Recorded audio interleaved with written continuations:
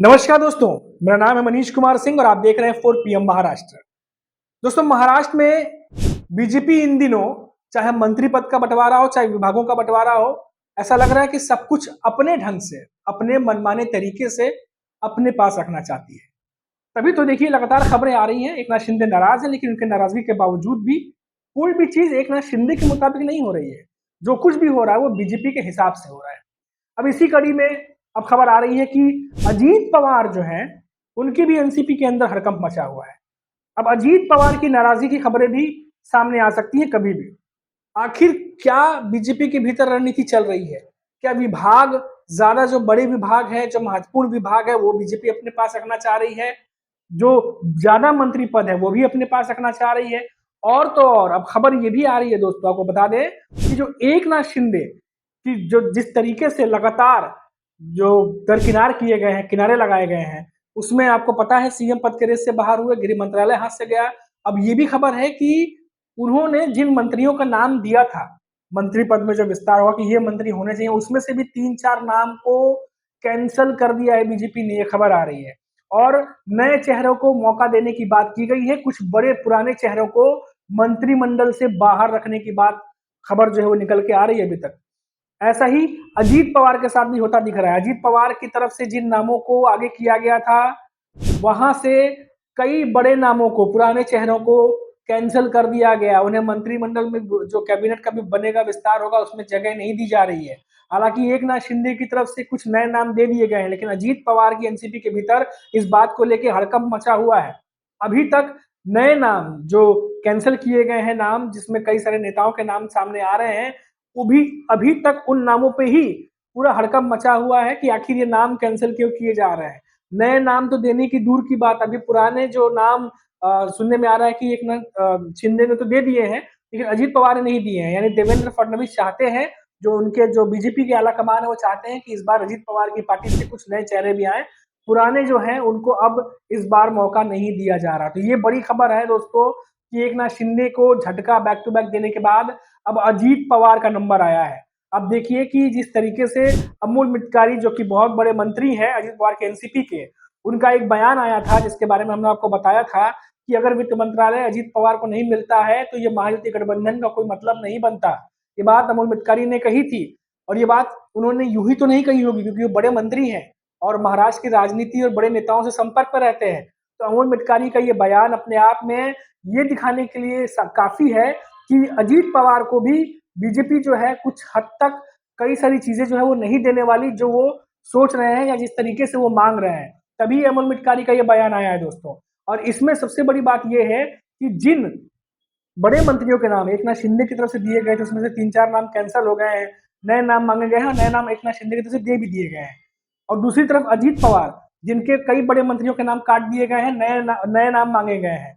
तो इसको लेके भी अब खींचतान शुरू हो गई है। अब खबर आ रही है कि एकनाथ शिंदे जो है उनकी तरफ से सब कुछ सॉर्टेड हो गया है। मंत्रिमंडल को लेकर बातचीत जो है वो सुलझ गया है, विभागों को लेकर भी मामला सुलझ गया, ये खबर आ रही है। अब सुलझ गया है या एकनाथ शिंदे जो है वो झुक गए हैं अब बीजेपी के आगे, अब वो तो वही जानते होंगे कि सुलझने का मतलब तो ये होता है कि दोनों तरफ से इक्वल म्यूचुअल अंडरस्टैंडिंग हो और चीजों को समझा जाए। लेकिन यहाँ पर तो ऐसा लग रहा है कि बीजेपी जो चाह रही है वो करते जा रही है, और एकनाथ शिंदे जो है उसके ताजा उदाहरण जो तमाम खबरें आई उनसे रिलेटेड, कि जिस तरीके से वो एक एक करके चीजें उनके नेताओं ने बयान दी है, लेकिन वो होता दिखाई नहीं दे रहा है।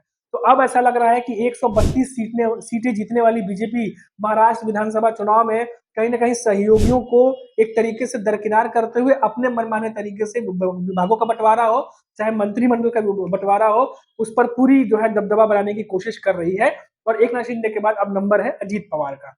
तो ये तमाम जो अपडेट्स है वो महाराष्ट्र से हैं। और आपको बता दें कि इसमें और एक एंगल निकल के सामने आ रहा है, जो जानकार कह रहे हैं, जो इस समय डिबेटेबल है महाराष्ट्र की राजनीति में, कि अगर एकनाथ शिंदे के मन मुताबिक चीजें नहीं हुई तो सरकार में कितने दिन रहेंगे। अगर अजीत पवार का अगला नंबर है, जिस तरीके से खबर आ रहा है कि अजीत पवार को भी लेकर के तमाम चीजें चल रही हैं, और जल्द ही उनके नेता जो है, जिस तरीके से बयान आया है कि आने वाले समय में नाराजगी देखने को मिल सकती है, तो क्या अजीत पवार और एकनाथ शिंदे क्या इतने मजबूत हैं कि वो अलग हट करके बीजेपी से कुछ नया गेम प्लान कर सकते हैं? या फिर ऑपरेशन लोटस की जो बात हो रही है महाराष्ट्र में, कि अगर ये दोनों कुछ और प्लान करते हैं तो बीजेपी के पास ऑलरेडी 132 सीटें हैं, उन्हें 14 से 15 सीटों की ही मात्र जरूरत पड़ेगी। तो क्या ये ऐसे में विधायकों को जो है वो तोड़ के अपने पार्टी में मिला लेंगे? क्या इतना भी गेम जो है महाराष्ट्र की राजनीति में हो सकता है? इसकी उम्मीद इसलिए की जा सकती है दोस्तों, क्योंकि ये कोई नई बात नहीं है महाराष्ट्र की राजनीति में। साल 2022 में क्या कुछ हुआ वो आपको मालूम है। कैसे शिवसेना दो धड़ों में टूटी, कैसे एनसीपी दो धड़ों में टूटी, कैसे नेता जो है वहां से यहाँ आए, तमाम जो खींचतान देखने को मिली वो उदाहरण है कि आज के जमाने में भी, आज के समय में भी अगर ऐसी कोई राजनीति देखने को मिलती है तो महाराष्ट्र में कोई चौंकने वाली बात नहीं होगी। तो इसीलिए दो चीजें निकल के सामने आ रही है दोस्तों कि अगर बीजेपी इसी तरीके से अपने मन मुताबिक विभागों का बंटवारा, मंत्रिमंडल का बंटवारा, सब कुछ अपने पास ज्यादातर रख रही है, तो ऐसे में एकनाथ शिंदे, अजित पवार के पास क्या बचता है? और जो बचता भी है क्या वो संतोषजनक है? अगर संतोषजनक नहीं है तो क्या एकनाथ शिंदे और अजित पवार दोनों मिल करके कुछ बड़ा फैसला कर सकते हैं? क्या इस पोजीशन में ये दोनों नेता हैं? क्या इतनी सीटें लेकर के वो बीजेपी को जो है वो उसका जो पूरा तेवर है, क्या उसको सॉफ्ट करने में ये दोनों कामयाब हो पाएंगे? या फिर बीजेपी अगर चाहे तो इन दोनों के साथ कोई बड़ा खेल कर सकती है, जिसके बारे में आजकल आप डिबेट सुन रहे होंगे कि महाराष्ट्र में ऑपरेशन लोटस, यानी कि जो तमाम जो थोड़े बहुत विधायकों की कमी है वो दूसरे पार्टियों से बीजेपी चाहे तो अपने पाले में ला सकती है और जो 14-15 सीटों का जो गैप है वो भी खत्म कर सकती है और अपने बलबूते जो है वो सरकार बना सकती है, जहां एकनाथ शिंदे और अजित पवार की भी जरूरत नहीं पड़ेगी। लेकिन क्या मौजूदा सरकार को बनाना ही बीजेपी का एक लक्ष्य है? क्योंकि आने वाले समय में बीएमसी चुनाव भी है और आने वाले समय में बीएमसी चुनाव में एकनाथ शिंदे की जरूरत जो है वो बीजेपी को पड़ेगी ही पड़ेगी। तो ऐसे में सबसे बड़ा सवाल ये उठता है दोस्तों कि ये जो मौजूदा स्थिति है, क्या बीजेपी सब कुछ अपने हिसाब से अगर करती जा रही है, आला कमान जिस तरीके से दिशा निर्देश दे रहा है, नाराजगी के बावजूद भी आज एकनाथ शिंदे बीजेपी के साथ है, मायावती के साथ है, और जो कुछ भी उन्हें दिया जा रहा है हो सकता है कि आने वाले समय में वो लेकर के चुपचाप से बीजेपी के साथ मायावती में बैठे भी रहे, क्योंकि उन्होंने तो ऑलरेडी कह दिया है कि हम बीएमसी चुनाव भी मायावती के साथ गठबंधन में रह के ही लड़ेंगे। अब एकनाथ शिंदे जो है उनके तेवर तो नरम पड़ गए हैं। अब अजीत पवार की तरफ से देखना होगा कि जिस तरीके से अमोल मितकारी ने बयान दिया है, जिस तरीके से खबर आ रही है कि अब अजीत पवार के एनसीपी में हड़कंप है, क्या ये हड़कंप किसी अलग लेवल पे जाएगी क्योंकि शरद पवार से भी आजकल अजीत पवार मिल रहे हैं, या फिर एकनाथ शिंदे की तरह अजीत पवार के भी तेवर जो है वो आगे चल के सॉफ्ट हो जाएंगे और जिस तरीके से बीजेपी महाराष्ट्र में जो चाह रही है कि जिस तरीके से बड़ी पार्टी बन के उभरी है, उनका दबदबा रहा है, तो वो सब कुछ साफ देखने को आने वाले समय में मिल जाएगा। तो किस तरफ खेल बैठेगा, किस तरफ जाएगा, इसका जवाब जो है वो समय देगा और हमारी नजर बराबर इस खबर पर बनी रहेगी। तब तक आप देखते रहिए 4 PM महाराष्ट्र और मुझे इजाजत दीजिए। नमस्कार।